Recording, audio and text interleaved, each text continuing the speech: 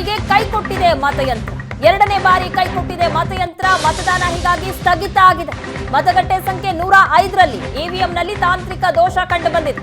ಚಾಮರಾಜನಗರ ಜಿಲ್ಲೆ ಗುಂಡ್ಲುಪೇಟೆ ತಾಲೂಕಿನ ಗ್ರಾಮದಲ್ಲಿ ಈ ರೀತಿ ತಾಂತ್ರಿಕ ದೋಷ ಕಂಡು ಬಂದಿದೆ. ಬೆಳಗ್ಗೆ ಸಹ ಇವಿಎಂ ತಾಂತ್ರಿಕ ದೋಷದಿಂದ ಮತದಾನ ವಿಳಂಬ ಆಗಿತ್ತು.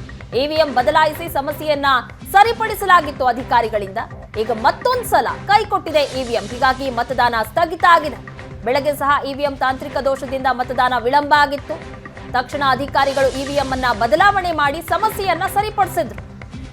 ಈಗ ಮತ್ತೆ ಇವಿಎಂ ಮಷಿನ್ ಕೈಕೊಟ್ಟಿದೆ. ಹಾಗಾಗಿ ಮತದಾನ ಸ್ಥಗಿತ ಆಗಿದೆ. ಮತದಾನ ಮಾಡೋದಕ್ಕೆ ಬಂದಂತಹ ಜನ ಕಾಯ್ತಾ ಕೂತಿದ್ದಾರೆ.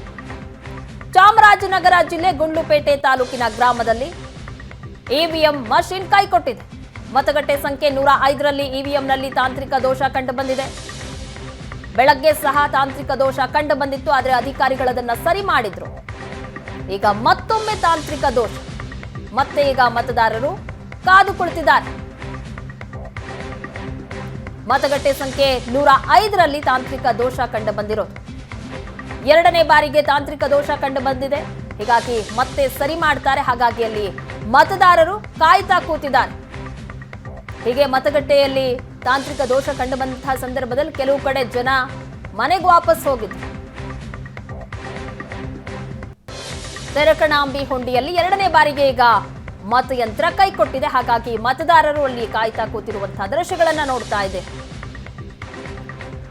ಕೆಲವೊಂದು ಕಡೆಯಲ್ಲಿ ಈ ರೀತಿಯಾದಂತಹ ಸಮಸ್ಯೆ ಆಗ್ತಾ ಇದೆ. ಇವಿಎಂ ಮಷಿನ್ ನ ಸಮಸ್ಯೆ ತಕ್ಷಣಕ್ಕೆ ಅದನ್ನ ಸರಿಪಡಿಸುವಂತಹ ಕೆಲಸ ಸಹ ಆಗ್ತಾ ಇದೆ. ಈಗ ನೋಡಬೇಕು, ಎರಡನೇ ಬಾರಿಗೆ ಮತ್ತೆ ಮತಯಂತ್ರ ಕೈಕೊಟ್ಟಿದೆ.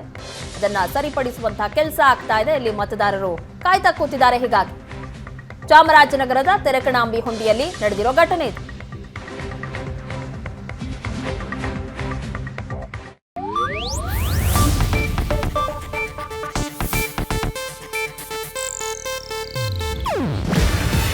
ಇದು ಏಷ್ಯಾನೆಟ್ ನ್ಯೂಸ್ ನೆಟ್ವರ್ಕ್ ಪ್ರಸ್ತುತಿ. ನೀವು ನೋಡ್ತಿದ್ದೀರಾ ಏಷ್ಯಾನೆಟ್ ಸುವರ್ಣ ನ್ಯೂಸ್.